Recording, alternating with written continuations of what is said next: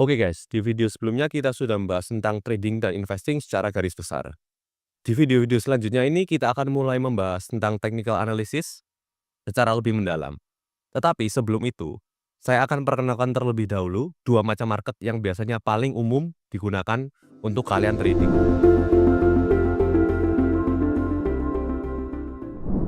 Yang pertama ada spot market dan kedua ada futures market.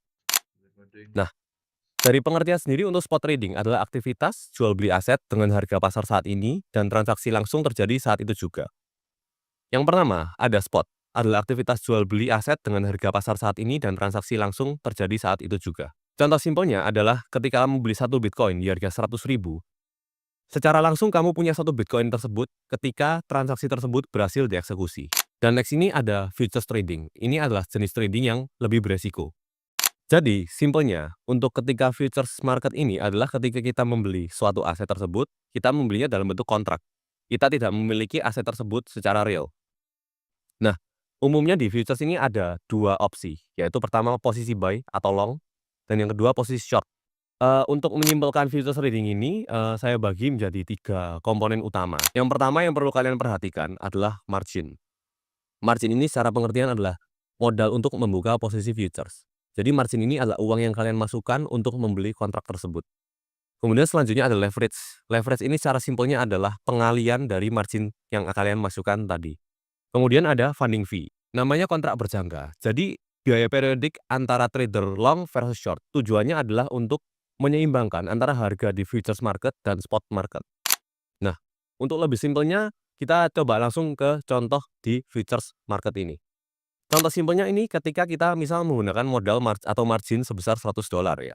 Kemudian kita menggunakan leverage sebesar 25 kali. Nah, ukuran posisi yang kita dapatkan nanti ketika kita membuka posisi tersebut adalah $100 tadi, yaitu margin, dikalikan dengan leverage-nya, yaitu posisi yang kalian buka akan senilai $2.500. Nah, di sini kenapa bisa futures market ini lebih berbahaya? Karena ketika kalian membuka posisi long, untuk penurunan 1%, itu berarti dari ukuran posisi kalian dikalikan 1% tersebut. Berarti sebesar $2.500 dikalikan minus 1%. Kerugian kalian ketika long tersebut ternyata turun 1% adalah sebesar minus $25. Atau biar lebih simpel, bisa dibilang setiap kerugian 1% real akan dikalikan 25 kali. Jadi semisal Anda mengalami kerugian 1%, dikalikan 25, menjadi totalnya adalah minus 25%. Nah, dan juga selanjutnya untuk penjelasan funding rate. Biasanya funding rate ini adalah fee yang dibayar setiap beberapa jam. Contoh, kita menggunakan modal atau margin dan leverage seperti posisi yang tadi kita sebutkan. Dengan modal $100, leverage 25 kali, ukuran posisi yang kita dapat $2.500 seperti tadi. Semisal funding rate pada market saat itu berada di angka 0,01% setiap 8 jam. Ini artinya adalah setiap posisi long yang dibuka, trader itu harus membayar 0,01% dari position yang ada setiap 8 jam sekali. Kemudian kita buka posisi ini dalam posisi long. Nah, untuk perhitungannya adalah seperti ini. Untuk funding rate yang akan kita bayar adalah 0,01% ini dikalikan $2.500 didapatkan adalah untuk pembayaran funding fee ini $0,25 setiap 8 jam. Berarti Anda harus membayar funding fee sebesar $0,25 setiap 8 jam sekali. Nah, kenapa juga futures trading ini sangat beresiko? Karena ada namanya potensi likuidasi atau secara simpelnya dana yang kalian pakai habis semua. Nah, kita coba pakai contoh yang tadi ya. Semisal kalian membuka modal trade marginnya menggunakan $100. Kemudian total modal di wallet kalian adalah $100 juga. Berarti ibaratnya kalian all in. Nah, leverage yang dipakai sama seperti tadi, $25. Kemudian ukuran posisi sama tadi, $100 kali 25, $2.500. Di sini berarti untuk penurunan 4% ketika kalian membuka posisi long adalah 2.500 dikali minus 4%. Sama dengan minus $100. Itu sudah sebesar modal atau margin yang kalian buka tadi ya. Jadi dari nilai tersebut, nilai modal di wallet kalian itu sudah $100 dikurangi $100. Sudah habis.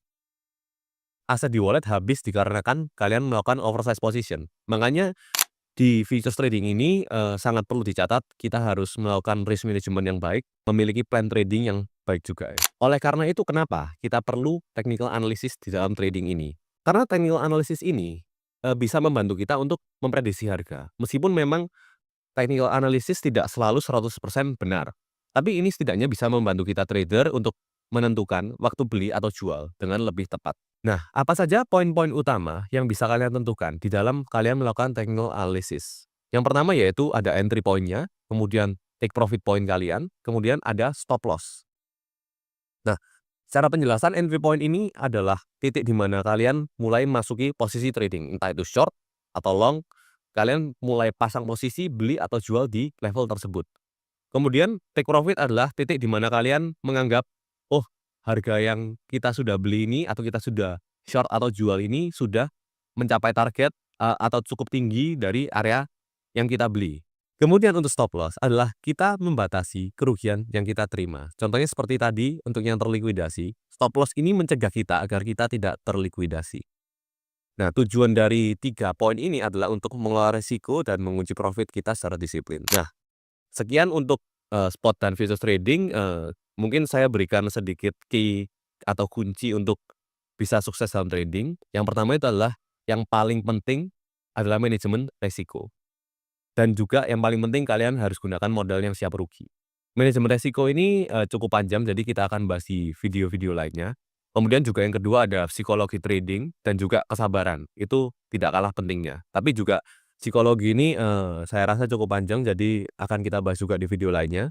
Kemudian strategi dan disiplin. Karena, kita dalam trading, itu disiplin itu ada suatu hal yang juga sangat penting. Kita punya style analisa kita sendiri dan kita perlu melakukan backtesting agar melihat apakah style analisa kita ini, works atau tidak. Nah, kemudian, yang juga saya pernah sampaikan di video trading versus investing, yaitu analisa, technical, fundamental, dan on-chain. Kemudian yang kelima, ini juga cukup penting ya teman-teman, yaitu trading journal. Itu untuk evaluasi. Jadi semisal kalian buka posisi trade hari ini, posisi long, kalian lihat misal sukses, suksesnya karena kenapa, atau kalian misal gagal atau loss, itu loss-nya juga karena kenapa. Tujuannya adalah mengevaluasi trading kalian agar kalian tahu secara pribadi atau personal apa yang salah dari trade yang kalian buka.